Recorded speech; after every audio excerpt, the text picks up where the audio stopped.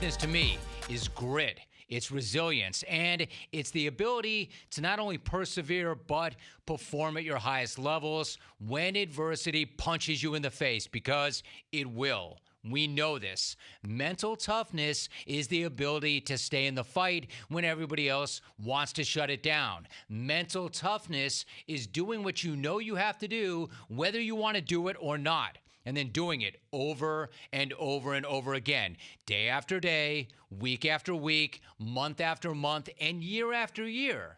And not just doing it, but doing it in a certain way, bringing a certain energy and attitude to whatever it is you're doing, regardless of the conditions. You see, mental toughness is a standard.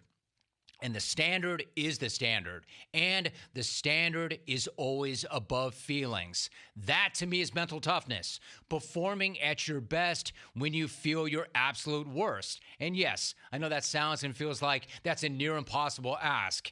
It is. This is why so few people truly are mentally tough. And yes, I did say year after year after year, because to me, mental toughness is not a trait. It's not a tactic. It's not a strategy or one of the many tools you have in your mental toolbox. No, mental toughness is much bigger than all of that. Mental toughness is a way of life. It's all-encompassing, and it can and it needs to be applied to virtually every single aspect of your life. So today, we're going to talk about pushing to the edge in a high-performing environment. This whole setup is basically what I believe that all pro athletes, all high-level people, all high achievers have gone through in their life at one point, to continue to take it to the edge, to continue to put themselves in a position to thrive. And I'm going to give you the 3-step process on how to do that. I'm going to give you the tools and the resources and exercises that you need to help you guys grow. One goal for today is to be able to push to the edge. That's my one goal for today. If I can give you guys the ability to push to the edge, I feel like I've won for the day. It's 3 steps, 3 easy steps, I believe, that you can use consistently every day to take it to the edge. Step 1 is establish your comfort zone. Step 2 is establish your growth zone. And step 3, take it to the edge. So let's step into the first zone. The first zone is the comfort zone. A question I like to ask to define the comfort zone is, what derails you? What is it that's out there in the world that's putting you in an uncomfortable environment, that's putting you in a stressful environment, that's putting you in a space where you can actually get close to burnout, where you can get close to being uncertain? What's putting you in these spaces, right? It's important to actually designate that on your journey to the edge, because as you continue to achieve, the noisiness turns up. I've learned on my journey, going from being an intern, sleeping on the floor, my first year as a strength coach, all the way up until now, working at the highest level in sports, I've learned the noisiness turns up, right? And the noisiness affects how you execute if you don't know how to block it out. But me being able to actually declare that and know that that's a thing, it gives me the focus now to say, all right, when I take this next step, when I take this next leap into this chapter working with the Sixers, I know for a fact things are going to come. So I'm prepared, and I'm going out of my way to kind of be in tune and focused on what that noisiness looks like for this level. What is mental toughness? Everyone defines it differently. If you look at mental toughness, what does it mean to me? Mental toughness to me is being able to overcome challenges.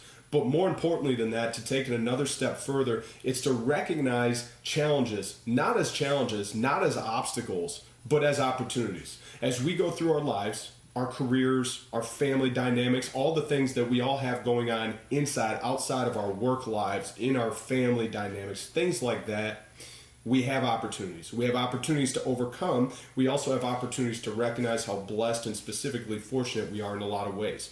We live in a great country. We have so many freedoms. We have so many things to be thankful for, especially when you look out in the world and some of the things that other people are going through right now. Mental toughness is a requirement in life. no matter what you want to do. If it's business related, if it's sports, if you want to become a professional athlete or excel to the pinnacle of your career, mental toughness is a prerequisite. It is a requirement no matter what to get through this life, but specifically to get through this life productively. For me, my background has been in sports for a long time. I've been fortunate. I've coached at the high school, the collegiate, and the professional level. Once again, over a decade in the NFL, and it's flown by. And it's not always been easy. It hasn't always been, hey, man, we get to show up on Sundays and be a part of these things and be a part of these championship teams. And that's been awesome. Has it always been the easy way? Absolutely not. The grind is part of what makes those times special. And once again, if you want to talk about mental toughness, what goes into it? What goes behind the scenes in creating a successful career, path, championship level football team, whatever we're talking about, there's a lot of opportunities there to demonstrate and to show mental toughness. Hi, my name is Phil Heath. I'm 7-time Mr. Olympia. Just so happens to be the biggest bodybuilding show in the world. It's our Super Bowl of bodybuilding. But what I'd like to talk to you about is how I came up and the different whys in the road that it took for me to actually acquire those championships. I was raised in Seattle, Washington. My parents both worked extremely hard, and I was able to mostly watch them other than hear them tell me what to do. My mom working in a cargo services for a company called Sealand, she had an amazing routine. She would always start her day at like 4:45, getting up, doing cardio, working out. And my stepdad would do the same. And lo and behold, I ended up doing the same thing early on. So I knew that the first thing you do, you get up and you get your body moving. And that translated into me always being into athletics. But the most important thing was being competitive.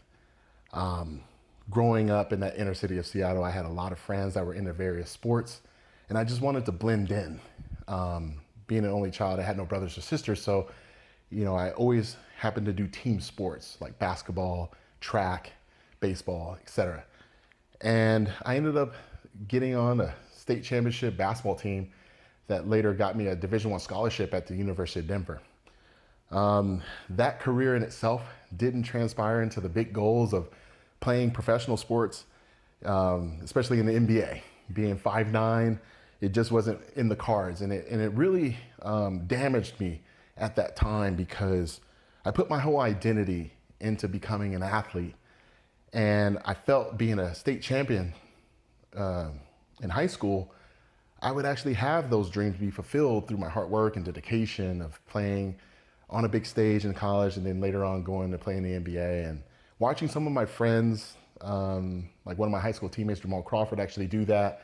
I just wanted that victory, and realizing that that wasn't for me, it really put me in a bad spot of depression where I looked to alcoholism and drugs and all those things and really was in a really terrible spot where I literally didn't think that life needed to continue. And thoughts of suicide and actually attempts at that did exist at the age of 20 and 21. And it was primarily because the more I put into the sport, I didn't see the return on my investment. Let's get to work. I'm Tim Grover here. When you talk about mental toughness, I've trained two of the guys that set the standard. Actually, they didn't set the standard. They raised the standard and continue to raise it. They're iconic when it comes to mental toughness. Michael Jordan and Kobe Bryant. I don't care if you're talking about sports, business, whatever it is. You cannot mention mental toughness and not think about those two individuals. I was blessed to work with them for an extremely long period of time. They learned from me, I learned from them. I'm gonna share some of those stories with you. Now, the one thing that you have to understand about mental toughness, there is no one thing. There is no key. I love how everybody, can you tell me one thing, how I could be mentally tougher? What is the key to being mentally tough? you're already losing. Because you know what you're doing? You're taking the wrong path. You're taking the wrong path. You know what? Every time you decided not to take the right path, you know why you didn't do it? Because it was too damn hard. That's why. That's why people don't take the right path. Because it's too hard. That's why you ask, what's the one thing? Boy, don't we wish it was that simple. There's no one rule to success. There's no one rule to winning. Those rules are endless. Mental toughness is a continuing battle of what's going on in your head.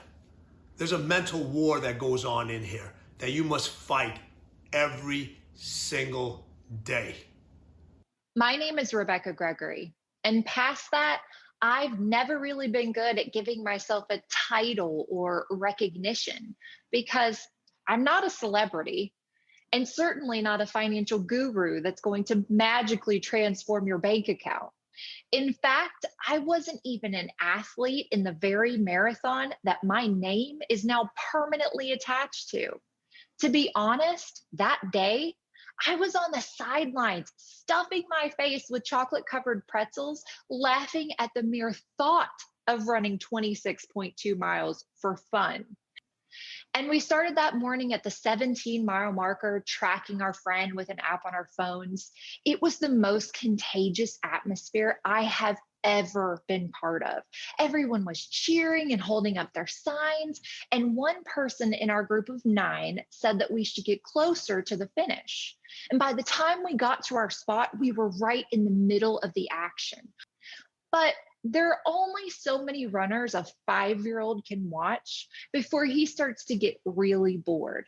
So Noah, in typical kindergarten fashion, starts tugging on my clothes. Mom, when are we going to leave, Mom? So without much thought, I said, buddy, why don't you sit down on my feet and play in the rocks like you're a scientist? So Noah took his place at my feet with his back up against my shins. And that's exactly where my little boy was when a bomb in a backpack went off 3 feet behind us. Because of the decision to place Noah on my feet that day, my body was able to act as a human shield and ultimately save his life.